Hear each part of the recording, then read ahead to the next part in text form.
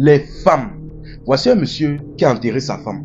Mais quelques années plus tard, il la retrouve en Europe, mariée avec la complicité de ses parents. Histoire vraie. L'affaire se passe au Nigeria.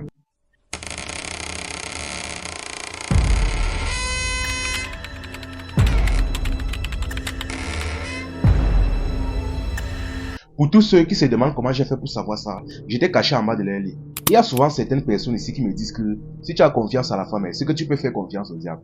Franchement. Et cette histoire nous prouve vraiment ce dicton-là. Donc tellement le plan que la femme de ce monsieur a élaboré est violent. Si après ça tu fais encore confiance à une femme, mon ami, mon frère, c'est qu'on t'a seulement vendu.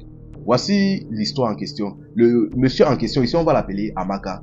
Ce qui se passe, c'est qu'Amaka était mariée avec la jeune femme en question, une très jeune et belle femme avec un beau teint. Ce qui se passe, c'est que bon, il ne souffrait de rien. Sauf que depuis 3 ans de relation, il n'arrivait plus à avoir d'enfants. Et je dis bien n'arrivait plus, c'est-à-dire, ils avaient déjà d'autres enfants. Mais depuis 3 ans, ils n'arrivaient plus à en concevoir un autre. Là donc, ils sont partis faire le tour des hôpitaux et on a découvert que la femme en question avait un kyste. Je ne sais pas si on dit un ou une kyste. Mais malheureusement, malgré qu'il ne faisait que faire le tour des hôpitaux, ça réclamait une opération. Or, la femme ne voulait pas. Dans ce cas, un jour, elle a dit à son mari, bon, moi, j'en ai déjà marre de faire le tour des hôpitaux. Je préfère descendre au village chez ma mère. Elle me traite chez des praticiens. Elle me traite traditionnellement. Il a dit, il n'y a pas de problème. La femme a donc planifié dans un voyage et elle est donc descendue chez sa mère. Une fois qu'elle est descendue chez sa mère, du jour au lendemain donc, on appelle donc le monsieur. On lui dit que sa femme au village, on dit que quelque chose s'est passé, on ne sait pas trop, elle est décédée. Le monsieur a dit que comment ça? Il est rapidement descendu au village pour demander les explications. On lui dit que pendant le traitement, apparemment quelque chose n'a pas marché. On ne sait pas trop. Vraiment, excusez-nous. Son cœur a lâché. Bon, il était un peu triste. Il a vu le corps de sa famille une dernière fois. On a organisé dans les funérailles. On a alerté toute la famille. On a organisé les funérailles. Tout s'est bien passé. Et pendant l'enterrement, donc, il a donc versé le sable sur le cercueil. Un peu comme certaines traditions le requièrent chez les Nigériens et aussi chez nous au Cameroun. Tout s'est donc bien passé. Et c'est ainsi donc qu'après l'enterrement, 5 ans plus tard donc, il a eu la chance, grâce à l'aide d'un ami, il a réussi à avoir son visa pour pouvoir voyager en Europe.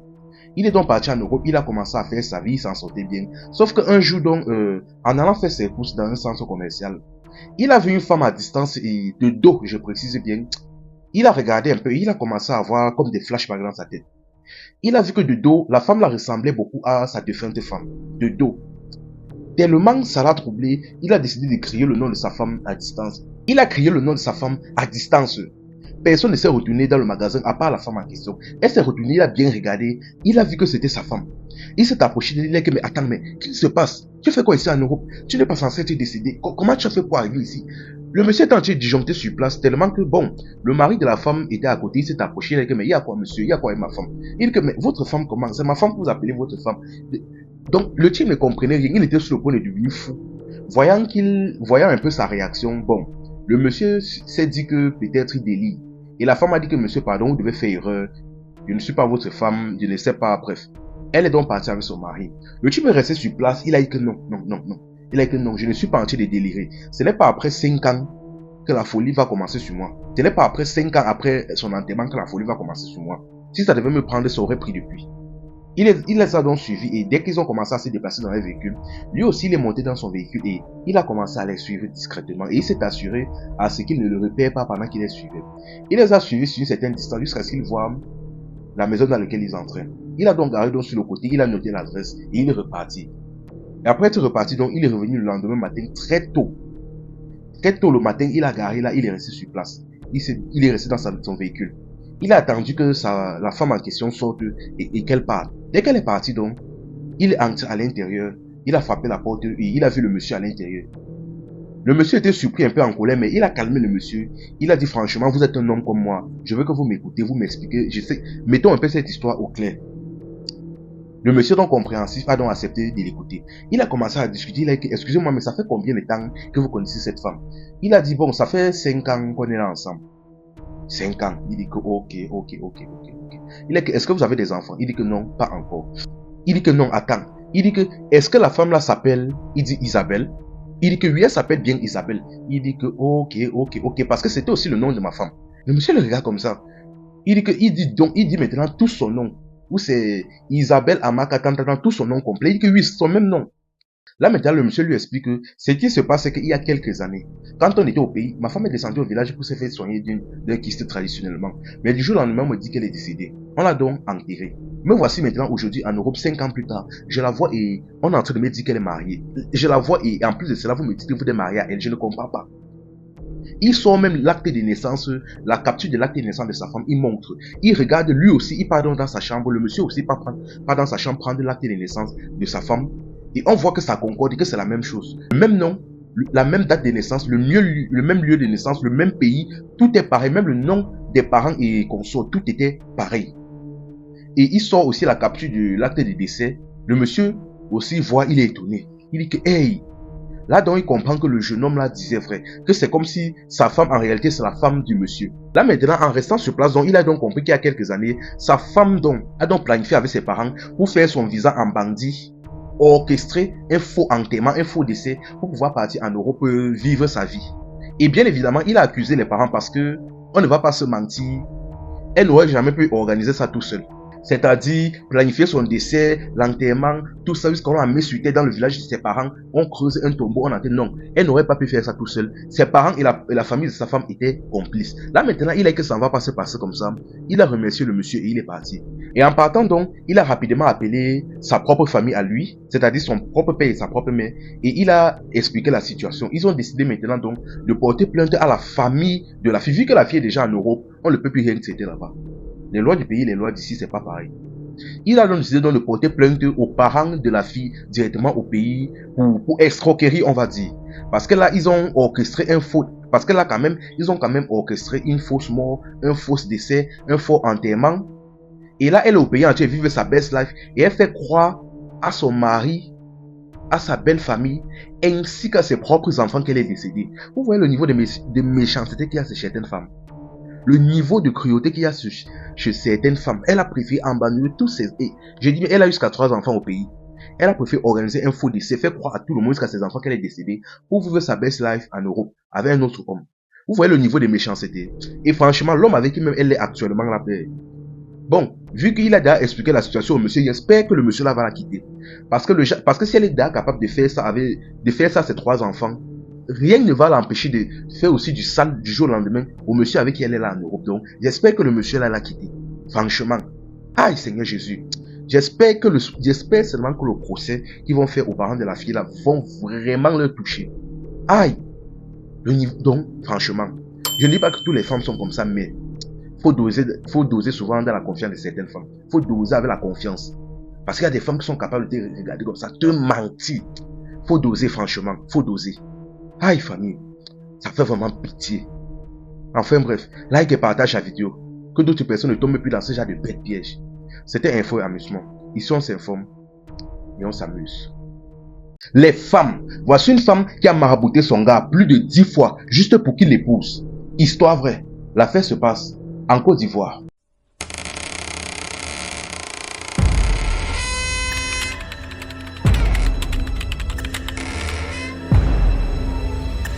Déjà, pour tous ceux qui se demandent comment j'ai fait pour savoir ça, j'étais le bon petit du marabout en question. Déjà, vous devez savoir qu'aujourd'hui, les femmes ont atteint un niveau de méchanceté inimaginable. En fait, si à notre époque là, tu n'as pas peur de la femme, soit tu es ignorant, soit toi-même là, tu as les galons dans la sorcellerie. Autant vous dire ça tout de suite. Mais franchement, écoutez cette histoire jusqu'à la fin. Mais bien évidemment, avant de continuer, n'oubliez pas les gestes qui sauvent, c'est-à-dire abonne-toi et like. Ça m'aide beaucoup dans ce que je fais.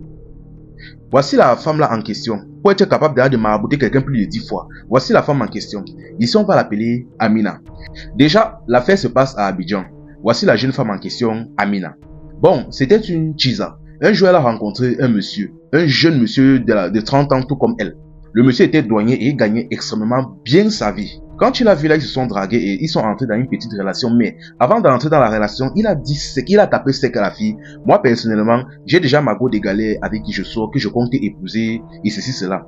Comme tu es avec moi là, sache que tu es ma Chiza. C'est-à-dire, tu es donc, enfin, bref, pour ceux qui ne comprennent pas le mot Chiza, tu es son chat.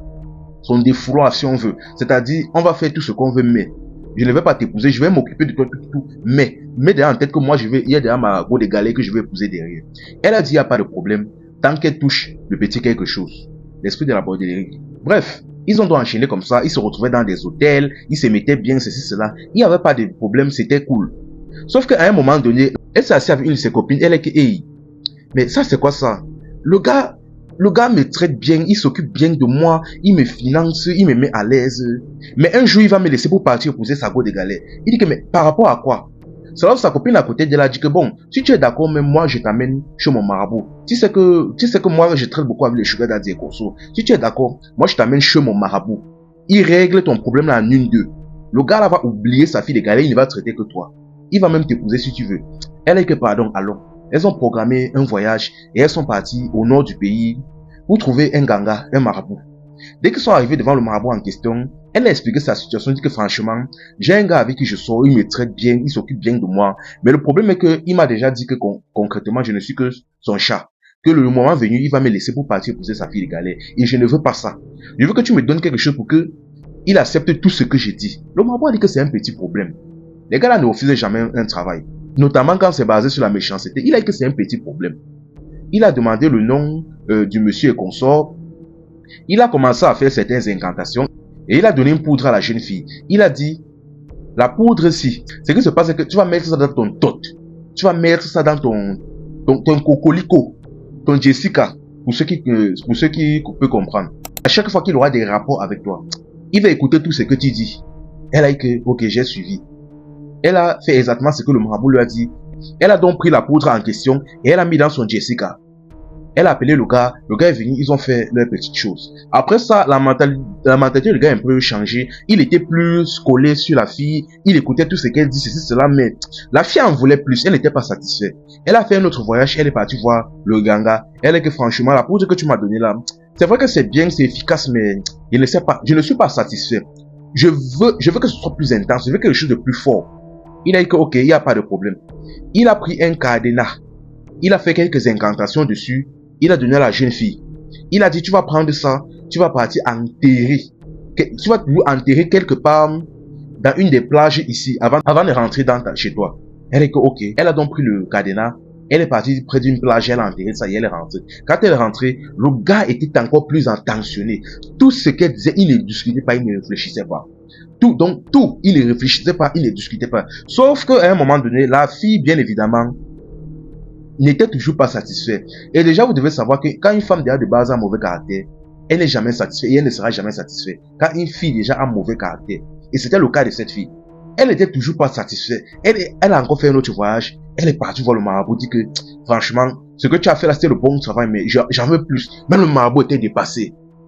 Il a regardé comme il était dépassé. Il dit que, mais qu'est-ce que tu veux concrètement? Elle dit, je veux qu'il m'épouse. Elle dit que tu veux qu'il t'épouse. Oui. Donc, tu veux qu'il t'épouse. Il dit que, ok, il n'y a pas de problème. Il a concocté une poudre magique, quelque chose comme ça. Il a donné à la jeune fille. Il a dit à la jeune fille, ce qui se passe, c'est que la poudre-ci, tu vas rentrer chez toi. Tu vas verser la poudre là où il doit. C'est-à-dire, tu vas l'oreiller où il dépose sa tête. Tu vas verser la poudre là en dessous de l'oreiller, sous son lit et sur sa nourriture.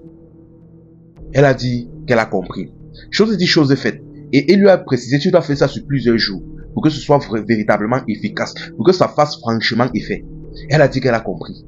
Elle doit rentrer donc, elle a fait exactement ce que le marabout avait dit. À chaque fois qu'il se voit, elle verse la poudre sur l'oreiller où il va dormir, en dessous du lit et dans sa nourriture. Et elle répète le processus plusieurs jours, tellement que quelques mois plus tard, elle tombe enceinte.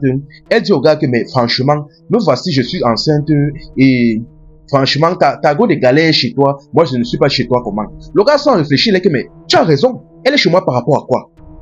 Elle dit que, pardon, je veux partir la foutre là-bas dehors, toi tu vas entrer. Donc, ce qui fait donc qu'il est donc parti rentrer donc chez lui, il a foutu sa go des galères dehors et il a fait entrer sa tisa. En seulement moins de 4 mois seulement, il a épousé la fille. Une fois dans le mariage, la fille, elle savait déjà que quand tu fais du sale à quelqu'un, attends-toi à ce qu'on te fasse du sale. Constamment, ce qui fait donc qu'elle était un peu vigilante. Elle surveillait constamment déjà, excusez-moi pour le son, là il pleut en ce moment. Donc constamment, elle surveillait le téléphone de son mari. Car elle savait déjà que la manière dont elle était entrée dans le mariage là, de la même manière, quelqu'un pouvait aussi la retirer pour entrer. Elle surveillait constamment son téléphone. De telle manière qu'à chaque fois qu'elle détectait déjà que le gars causait avec une chisa ou je ne sais quoi, elle partait directement voir le marabout pour qu'il retire la joie là sur lui. C'est-à-dire, il lançait quelque chose pour lui faire oublier. un peu, elle appelle que grand marabout, en ce moment-là, apparemment, il y a un cheese avec qui j'ai dehors. Il dit que ne t'inquiète pas, ma fille, je gère le dossier. Ainsi de suite, ainsi de suite, ainsi de suite. Tout s'est passé bien jusqu'au jour où elle a, en fouillant son téléphone, elle a découvert que son mari traitait encore avec son ex-copine. Elle s'appelait Sandra. Sa go de galère. Il a que, mais par rapport à quoi? Elle s'est fâchée. Il a même compris qu'il lui avait payé une boutique. Et la fille, de temps en temps, lui demandait de l'aide pour pouvoir gérer sa boutique. Elle s'est fâchée. Elle a encore traité son marabout. Et par derrière, donc, elle a tapé ce qu'à son mari. Je ne veux plus que tu fasses ça. Et ainsi, donc, sans discuter, donc, avec tout le maraboutage qu'il avait eu sur lui, il n'a pas discuté. Il a été, j'ai compris. Il a arrêté donc d'aider sa fille de galère à financer sa boutique. Il est quitté sur il est abandonné. Et c'est ainsi donc que la fille même de son côté a perdu la boutique. Tout s'est passé bien jusqu'au jour où le marabout est décédé. Et la mentalité du jeune a complètement changé. C'est-à-dire, il n'était plus attentionné, il ne faisait plus... Donc, enfin bref, le maraboutage qu'on avait fait sur lui ne faisait plus effet. Mais il n'était pas encore... Mais la jeune fille n'était pas encore au courant que le marabout était décédé. Elle a juste constaté les changements. Le gars déjà a commencé à la frapper.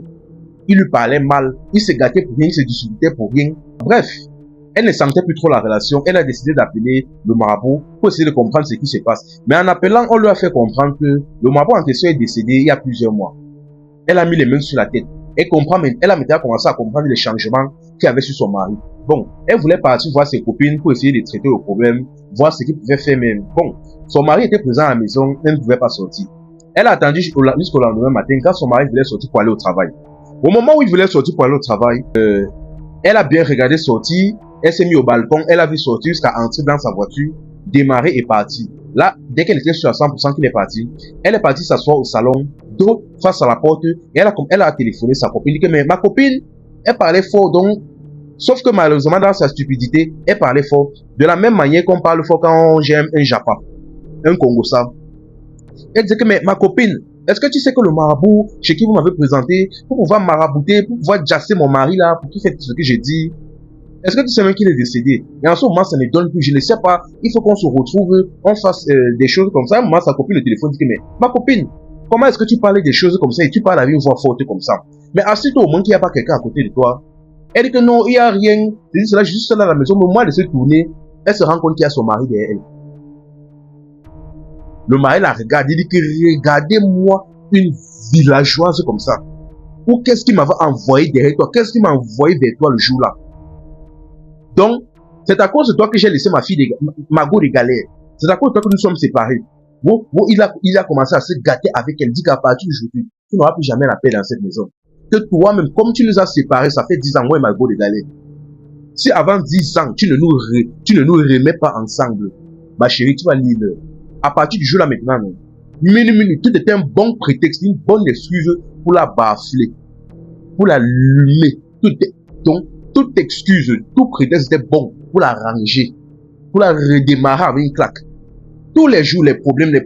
L'homme a commencé à découcher, il dormait dehors, c'est cela. Et quand il rentrait, et elle lui demandait que, mais tu étais où? Pourquoi tu étais tout le temps dehors? Il disait, j'étais en train de chercher Sandra. À un moment donné, déjà, elle a supporté peut-être 1, 2, 3 mois. Après, elle s'est rendue compte que c'était fort. Elle-même, elle a commencé à chercher la go là pour quitter le mari, quitter la relation. Parce que le gars devait finir même dans la maison. Parce que dans la maison, déjà, le gars devait finir par la tuer. Et elle-même, elle ne pouvait pas appeler quelqu'un pour expliquer le problème à cause de la honte. Parce qu'elle a marabouté quelqu'un elle a marabouté franchement plusieurs fois. Si on compte le nombre de fois qu'elle a marabouté, et encore même, peut-être même elle n'a pas tout dit. Là maintenant, elle est en train de choquer elle-même. Elle est en train de forcer pour trouver la fille là d'elle-même. Elle demande de l'aide en ce moment sur les réseaux. En tout cas, moi personnellement, ce genre d'histoire déjà personnellement, ça ne me choque plus tellement. Concrètement, ça ne me choque plus tellement. Mais dans ce genre d'histoire, déjà, si on cherche un responsable, pour moi déjà, le responsable, le vrai fautif, la personne qui est vraiment à plaindre dans cette histoire, ce n'est même pas la femme en question. Parce que déjà, moi je ne vais pas vous mentir, elle a cherché son intérêt. Que ce soit dans le sentimental, la finance ou je ne sais quoi. Chacun cherchait son intérêt. Elle était là pour avoir son intérêt. Donc de ce côté, moi je ne la regarde même pas. Même si elle a géré en mal, je ne la regarde même pas. Le véritable problème, c'est l'homme en fait. C'est-à-dire, il était focus, il savait déjà que son but était d'épouser sa fille, sa go de galère. Il était focalisé sur elle, mais ça ne l'empêchait pas d'aller traiter avec des chisas. Ça ne l'empêchait pas d'aller gérer des bébés dehors. Jusqu'à même quand il était marié, il gérait toujours des tiges dehors. Ça veut dire que s'il avait même épousé sa go de galère, il devait toujours gérer des tiges comme ça dehors. Il tombait toujours par malchance sur une qui devait toujours le marabouter comme ça. Donc concrètement, pour moi, il est fautif. Pour moi, c'est lui le fautif dans cette affaire-là. Ce qui lui arrive, il est entièrement responsable. La fille, la fille déjà, pour moi personnellement, c'est qu'elle a fait mal. Mais pour moi déjà, c'est son intérêt qu'elle cherchait. Comme tout le monde. Ça, c'est humain. Même si elle a géré ça en mal, c'est humain. Le vrai fautif pour moi, c'est l'homme. Il y a un vieux dicton ici chez nous au Cameroun qui dit « You cherch, you trouve ». Tu cherches, tu trouves. Il a cherché, il a trouvé. Donc, les problèmes là, c'est quelque chose qu'il est lui-même allé chercher. Enfin bref, qu'il consomme son gourmand là tranquillement. C'était info et amusement. Ici, on s'informe et on s'amuse. Par jalousie, il a fait un rituel qu'il a changé en éléphant afin d'aller détruire les plantations de son concurrent. Histoire vraie, l'affaire se passe en Côte d'Ivoire.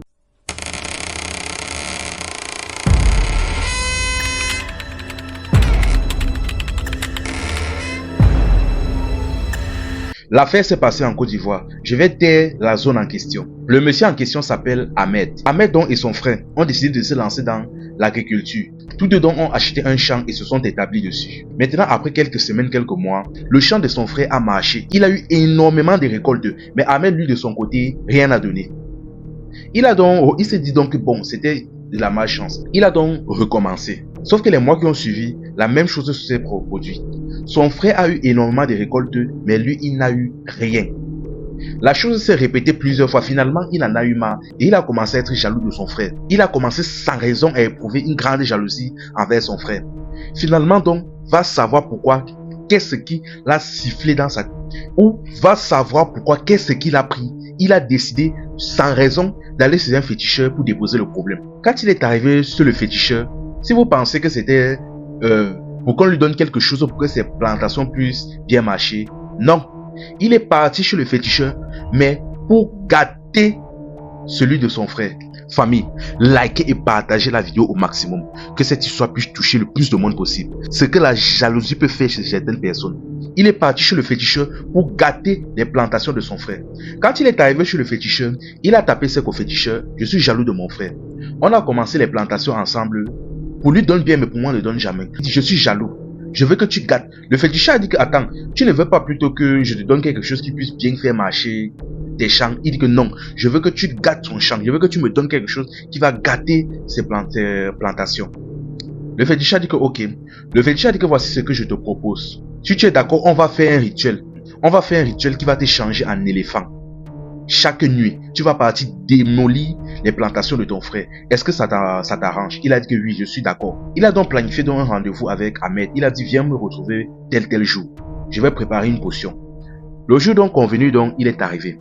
Quand il est arrivé devant le féticheur lui a remis une bouteille contenant une substance, contenant un liquide. Il a dit, ce qui se passe que tu vas rentrer chez toi, tu vas boire ça et tu vas te laver avec. Tu vas boire et te laver avec. Dès que tu vas terminer maintenant, tu vas automatiquement te changer en éléphant. Et là, tu vas partir faire ce que tu as fait. Dès que tu termines, tu reviens rapidement. Assure-toi de déposer dans un endroit où tu pourras facilement récupérer. Dès que tu termines et que tu reviens, tu dois récupérer la même potion, boire et verser un peu sur toi.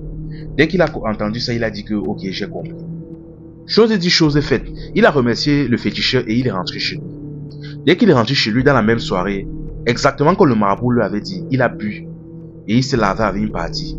Et là, il s'est changé en éléphant. Tout comme vous voyez sur cette photo. Quand il s'est changé là, sa première réaction, il s'est déplacé dans la nuit, tard dans la nuit, jusqu'au champ de son frère. Et il a commencé à tout déraciner, tout gâter, tout piétiner. Et dès qu'il a terminé, il est rentré, il a repris la potion, il a bu, il a versé sur lui et il s'est rechangé en homme. Son frère, le lendemain matin, quand il s'est réveillé, il est parti pour inspecter son champ. Il s'est rendu compte que tout avait été détruit. Mais il ne s'est pas laissé abattre, il a recommencé. Sauf que, après quelques semaines, voyant que le champ de son frère redonnait à nouveau, il a refait le même processus. Il a refait le rituel qu'il a changé en éléphant. Il est parti détruire les champs de son frère et il est rentré avant le lever du jour. La même chose s'est répétée sur plusieurs jours, plusieurs semaines, plusieurs mois. Finalement, son frère en a eu marre. Il a compris que ce n'était pas normal. Il a dit, bon, c'est comme s'il y a un féticheur ou un marabout ici qui veut me mettre mal à l'aise. Mais il s'est rappelé que dans la zone où ils étaient, il n'y avait qu'un seul féticheur. Il est parti voir le féticheur en question pour déposer son problème. Il a dit franchement, depuis plusieurs mois déjà, il y a quelqu'un qui détruit mes plantations. Il y a des génies, des marabouts qui détruisent mes plantations. Je n'ai pas arrêté de recommencer, mais on ne fait que détruire. Au début, ça marchait bien. Aujourd'hui, à chaque fois que ça donne un peu, quelqu'un vient détruire. Je ne sais pas. Maintenant, vous devez savoir que pendant les jours qui suivaient, Ahmed a eu un dilemme avec le marabout et il a affiché et insulté à plusieurs reprises. Ce qui fait que le marabout en question là avait une rancune avec lui. Le marabout lui a dit, écoute-moi bien.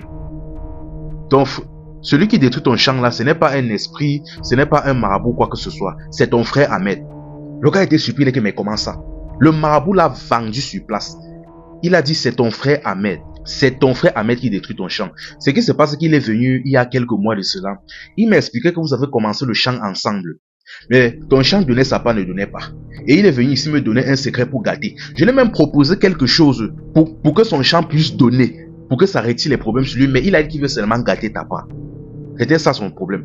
Donc là, actuellement, là, je lui ai donné quelque chose qui fait que chaque nuit, il se change en éléphant pour aller détruire tes champs avant de rentrer. Dès qu'il a compris ça, il a été choqué, mais il a dit au marabout que, mais il ne sait pas, il n'y a pas une solution, tu n'as pas quelque chose pour réparer ça. Il dit que oui.